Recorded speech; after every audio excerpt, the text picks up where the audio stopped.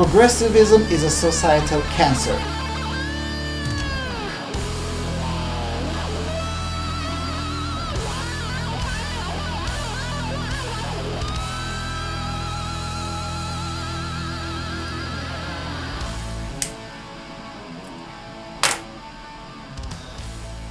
Oh, hi there. Welcome to the Freedom Alternative. 3 days ago, Slovakia made its second politically incorrect announcement with regards to the invasion of Europe by Arabs and Africans. Now, yes, I know, the media insists on calling the current situation a migrant crisis. But you know what? There comes a point when immigration becomes mass immigration, and another point when mass immigration becomes invasion.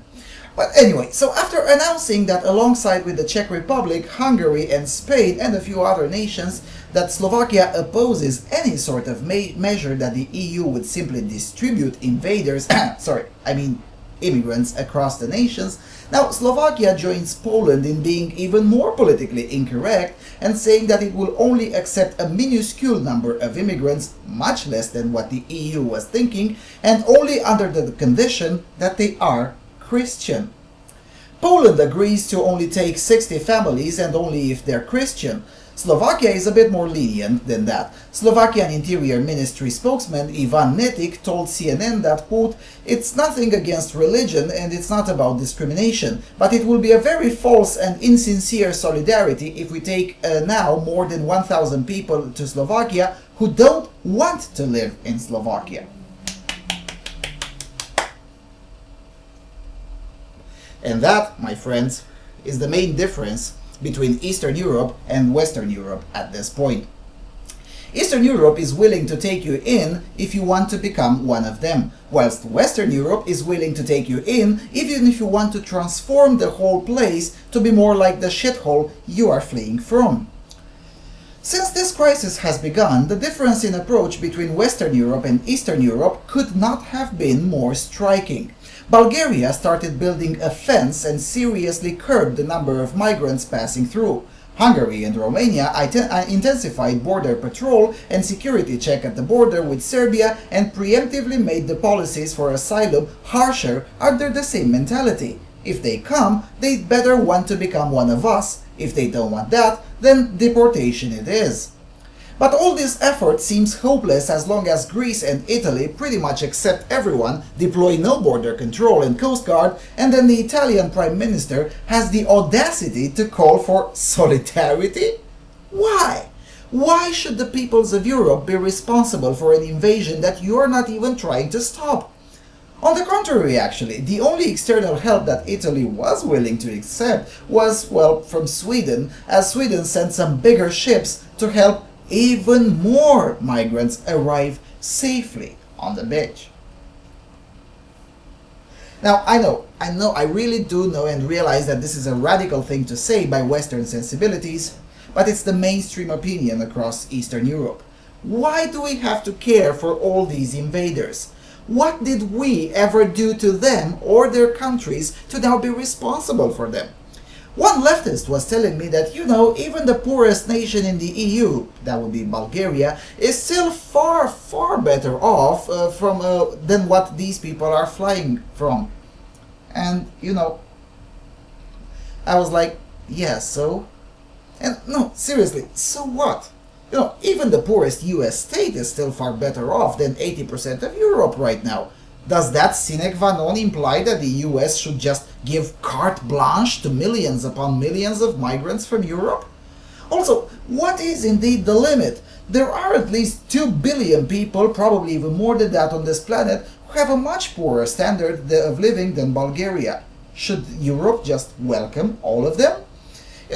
Besides basic demographics and arithmetics, the reality is that a significant portion of these invaders are indeed criminals. And this is not a matter of opinion. Thanks to the internet, anyone can check that for themselves. The number of violent crimes in Greece and Italy, where these newcomers have first settled, soured to level that were indeed bigger than during wartime. Also, them being here is a crime in and of itself. Although that should change according to the New York Times, a former newspaper in America, which in April was telling us that, quote, the European Union should stop treating migrants as criminals and border control as warfare. It must dismantle Fortress Europe, liberalize immigration policy, and open up legal routes for migrants. Some argue that this would lead to a flood of immigrants, but current policy is not preventing people from migrating, it is simply killing them by the boatload. A și o muie cu ciuperci, nu vei? Fuck this shit. For starters, the current policy isn't really killing them. Most of them end up actually quite safe in Europe. Leftists such as the fucktard writing for the New York Lies keep quoting that 20,000 people figure that allegedly died trying to cross Europe's southern borders since 1993. Now, for starters, that number is a maximal estimate by an activist leftist agitprop group. But, let's take it for granted. Even if it were true, 20,000 actually means less than 1% of the total number of illegal immigrants that arrived in Europe since 1993. But the biggest problem with this argument is that it implies that there are no legal routes for migration into European nations. And that, my friend, is bullshit. Most nations of the EU have embassies pretty much everywhere on the planet. And if one does not, under the EU agreement, one can just go to another EU nation's embassy and that one will act as a proxy. For instance, Romania doesn't have an embassy in Taiwan, but Hungary has.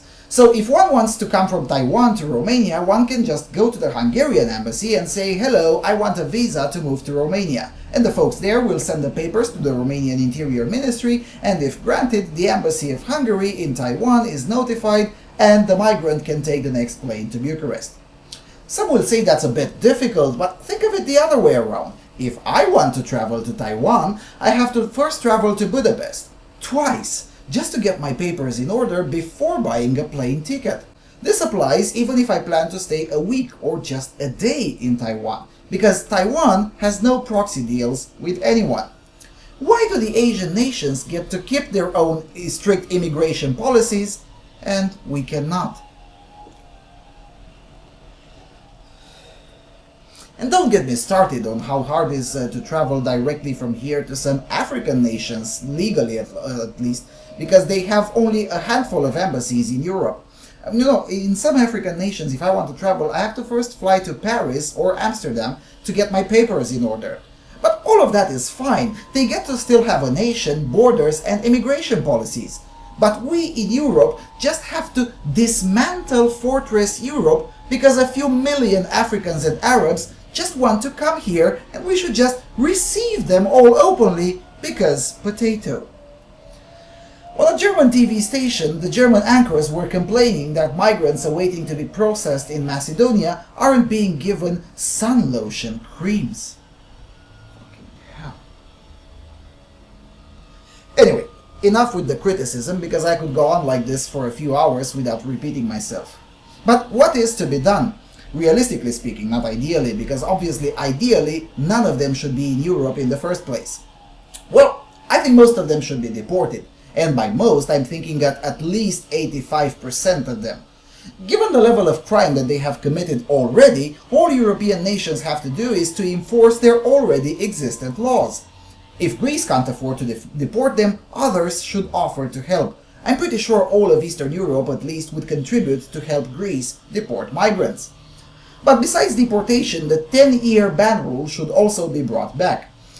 Back in the 90s, if you had committed a crime in the Schengen area, no matter how small, you stood a chance of being asked to leave the area in 24 hours and get a 10-year ban in that country, or sometimes in the entire Schengen area.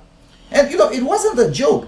A friend of mine got a 5-year ban in Germany in mid-90s for driving at a 70 kilometers per hour speed in an area where the limit was 50. Now, admittedly, the policeman was overzealous and he could have appealed the decision and probably win, but he didn't speak any German and he was in a hurry to deliver his merchandise to France. Oh, and those were the times when European nations did not bend over backwards to translate their forms into every fucking language on the planet. After this incident, my friend had to always travel around Germany, namely through Austria and Switzerland, to reach France for the next 5 years.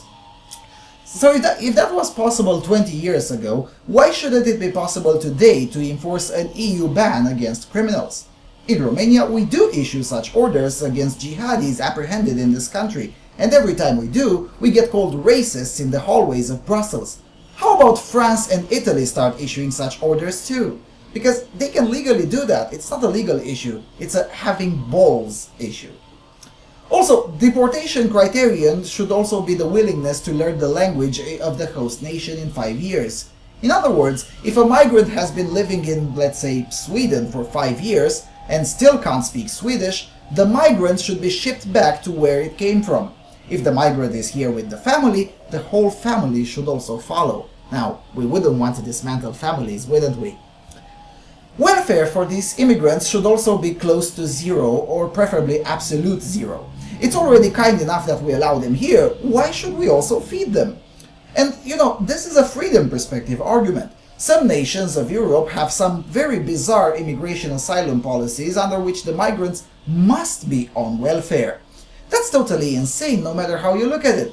Now, let them work and support themselves. In fact, if you let them work, they'll actually integrate faster, because, you know, they have to, otherwise they'll starve to death. Oh, and put some damn border control, for crying out loud. The Italian Prime Minister wants solidarity? Here's some solidarity. Other nations can contribute with equipment, personnel, and fuel for proper Coast Guard on Italy. How's that for solidarity? I'm sick and tired of this argument that we're all supposed to feel sorry and care for huge amounts of people because potato.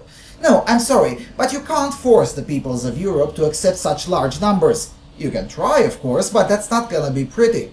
I'm sure some of you will click dislike and call me a racist or whatever in the comments. In fact, if I don't get called a racist for more than a week, I'm starting to think that I may be doing something wrong. So go ahead, go shout and be offended, but before doing so, think about it this way. If my trade-off seems harsh, think of how harsh the backlash from the peoples of Europe could be. And don't you dare think that this can't happen. In Dresden, Germany, there are already riots and fights in the streets. The Germans have had enough, as 2,000 migrants have been brought in one day and placed right in the middle of their former nice parks, who have been bulldozed out of existence overnight and replaced with housing for refugees. 202 violent attacks on refugee camps happened in Germany alone only this year. Can't you see? This could degenerate in a civil war, my friends. So no matter how extremist you think my trade-off is, what's being done now is far more extremist and with the potential of ending quite a lot of human lives. Now, don't say I didn't warn you. Anyway, to keep these videos coming, considering going to the Patreon page and throwing some shekels down there. Once you do that, a leftist multi-culti will squirm. No pressure. Talk to you guys later. Thanks for watching.